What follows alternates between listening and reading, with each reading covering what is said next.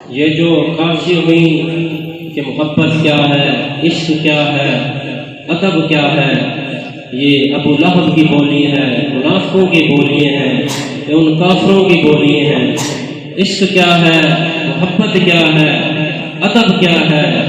اگر پوچھنا ہو تو ابو بکر سے پوچھو، عمر سے پوچھو، عثمان غنی سے پوچھو، حیدر کرار سے پوچھو، بلال سے پوچھو۔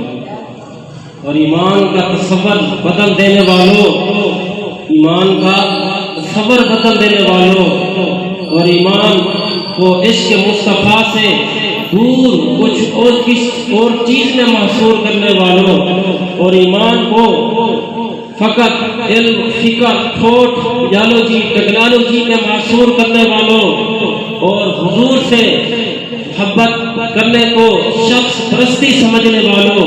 اس لیے علامہ اقبال نے فرمایا، آب حیواں از دم خنجر طلب، از دہان اژدہا کوثر طلب، سنگ اسود از در بت خانہ کا، نافع مشک از سگ دیوانہ کا، سوز عشق از حاضر دانش مجوئے، کیف حق را انجام کافر مجوئے۔ علامہ اقبال رحمۃ اللہ تعالی علیہ فرماتے ہیں، آب حیواں از دم خنجر طلب، اگر آپ کو کوئی خنجر مارنے لگے اور آپ کو وہاں سے پکی زندگی مل سکتی ہے، وہ آپ کو نہیں مار سکتا، یہ بھی ممکن ہو سکتا ہے۔ ازدہان اژدہا کوثر طلب، سانپ کی زہر سے میٹھا شاید پانی مل سکتا ہے، یہ بھی ممکن ہے۔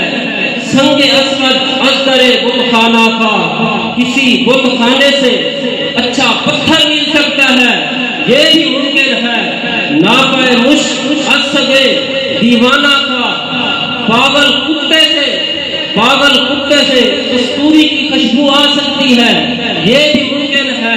مگر سوز عشق از دانش حاضر مجوئے، کیا کہ حق را انجام کافر مجوئے۔ جو یورپ کی تعلیم پڑھا ہوا اور اس تعلیم سے متاثر ہو جائے، یہ سب کچھ ہے ہمارا، اس سے کبھی عشق مصطفیٰ کی خوشبو نہیں آ سکتی۔ میں سوچتا ہوں اگر آپ کے پاس قیمتی پھول ہوں، پھولوں کے بیج ہوں، قیمتی پھلوں کے، قیمتی فصلوں کے بیج ہوں، مگر آپ انہیں ایسے موسم میں لگا دیں تو بیج نہیں اگے گا۔ جیسا کہ آج کل فصل گندم کی کاشت ہو رہی ہے، اگر ہم اس فصل میں کپاس بیج دیں تو کپاس نہیں ہوگی۔ اسی طرح کچھ پھل ہیں جو سردیوں میں آتے ہیں اور کچھ گرمیوں میں آتے ہیں، اسی طرح پھول ہیں، گلاب کے پھول ہیں، جعفری پھول ہیں، اسی لیے سردیوں میں آتے ہیں اور کچھ گرمیوں میں آتے ہیں۔ اگر ہم انہیں گرمیوں میں، گرمی والوں کو سردی میں لگا دیں اور سردی والوں کو گرمی میں بو دیں ان کے بیج، تو بیج نہیں اگیں گے۔ اسی طرح نظام میں قدرت ہر چیز کے لیے ایک ہے۔ جس طرح ہر پودا اپنی نشو و نما کے لیے ایک خاص قسم کا موسم چاہتا ہے، ایک خاص قسم کا ویدر چاہتا ہے، ایک خاص قسم کی آب و ہوا چاہتا ہے، اسی طرح ایمان کا پودا بھی ایک خاص قسم کی زمین چاہتا ہے، ایک خاص قسم کی آب و ہوا چاہتا ہے۔ اگر ایمان کے پودے کو وہ زمین سوئل ملے، وہ دھوپ، وہ تپش، وہ ریکوائرمنٹ، وہ آب و ہوا نہ ملے تو ایمان کا پودا بھی جل کر مر جائے گا۔ تعریف کرتے ہوئے صحیح کہتے ہیں اصطلاح میں کہ تصدیق بالقلب و اقرار باللسان، زبان سے تصدیق کرنا اور دل سے اقرار کرنا، اس سے ایمان ثابت ہو جاتا ہے۔ اس تعریف کے مطابق ایمان کا بیج آپ کو مل گیا، لیکن دوستان محترم، خالی ایمان کا بیج لیے پھرے اور غلط زمین میں بو دے یا غلط موسم میں بو دے تو بیج کیا کرے گا؟ بیج بھی مر جائے گا، پودا بھی مر جائے گا۔ بیج بھی مر جائے گا، پودا بھی مر جائے گا۔ تصدیق بھی کر لی توحید و رسالت کی، دل سے اقرار بھی کر لیا، ایمان کا بیج آپ کے دل میں آ گیا، مگر اس کی پرورش کے لیے اسے ایک خاص قسم کی زمین چاہیے، اور خاص قسم کی آب و ہوا چاہیے۔ رب ذوالجلال کی عزت کی قسم میں آپ کو سب علم کا نچوڑ بتا رہا ہوں۔ اگر ایمان کا پودا اگانے چاہتے ہو تو اس کے لیے دو چیزیں ضروری ہیں، پہلی محبت مصطفیٰ اور دوسری ادب مصطفیٰ۔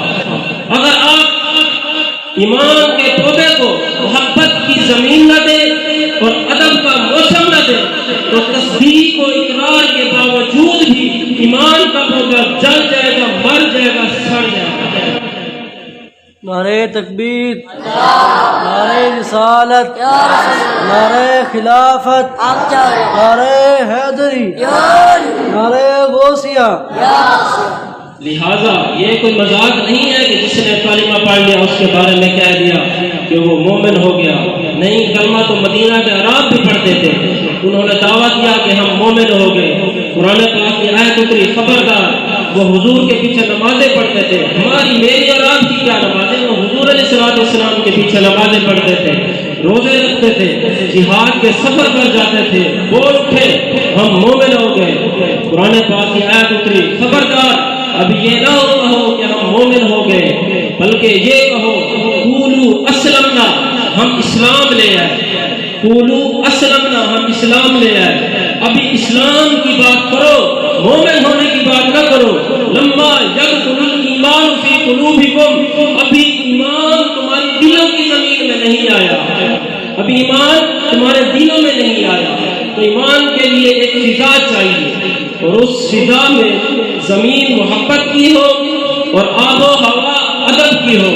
محبت اور ادب مل جائے، شک ختم ہو جاتا ہے، وہم ختم ہو جاتا ہے، گمان ختم ہو جاتا ہے، اور ایمان شروع ہی عدم تشکیک سے ہوتا ہے، شک کی جڑ کاٹنے سے۔ ادھر ہے محبت اور ادب، ادھر ہے علم اور عمل۔ علم اور عمل سے ایمان کی ریکوائرمنٹ پوری نہیں ہوتی، علم اور عمل تو پالش کرنے کے لیے ہوتا ہے۔ علم اور عمل سے ایک اچھا انسان تو بن سکتا ہے مگر مومن نہیں بن سکتا۔ مگر ایمان کی بنیاد نہ علم پر قائم ہوتی ہے نہ عمل پر قائم ہوتی ہے، ایمان کی بنیاد محبت اور ادب پر قائم ہوتی ہے۔ اگر ایمان کی بنیاد علم پر قائم کرنا ہوتی تو حضور علیہ السلام کو عرب کے ان پڑھوں میں نہ بھیجا جاتا۔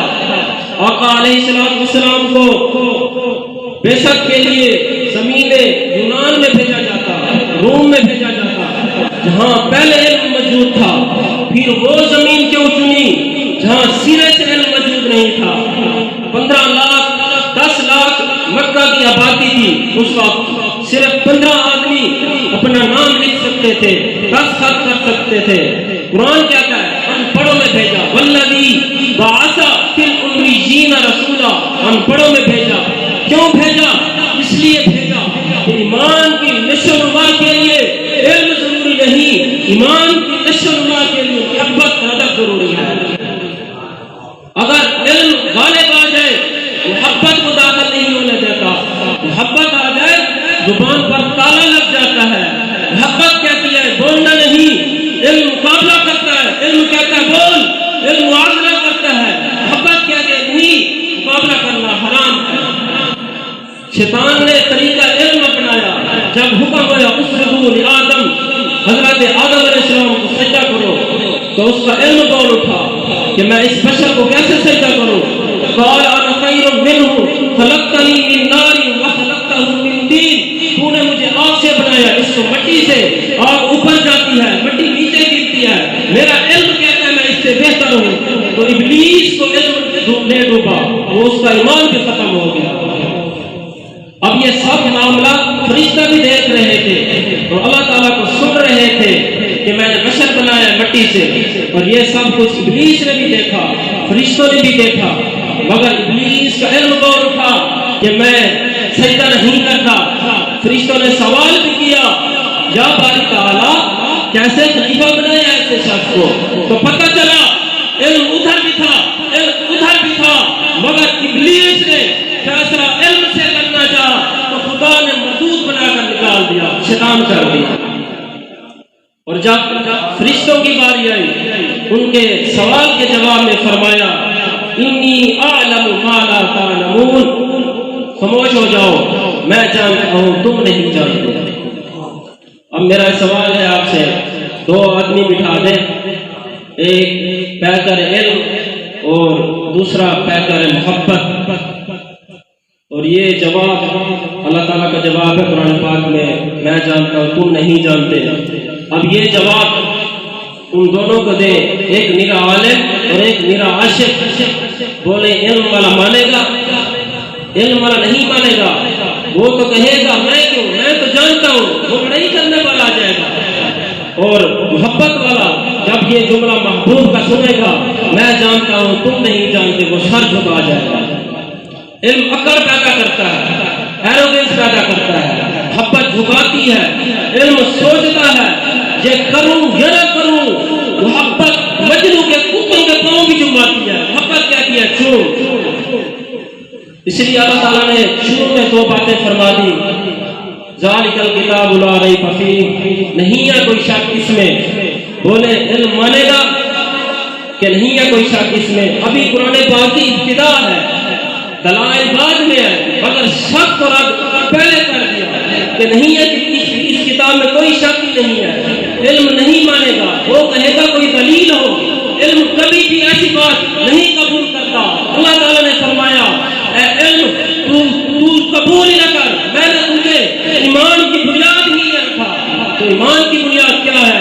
یؤمنون بالغیب، بن دیکھے ایمان لانا، بن دیکھے ایمان لانا اہل علم کا شیوا نہیں، اہل محبت کا شیوا ہے۔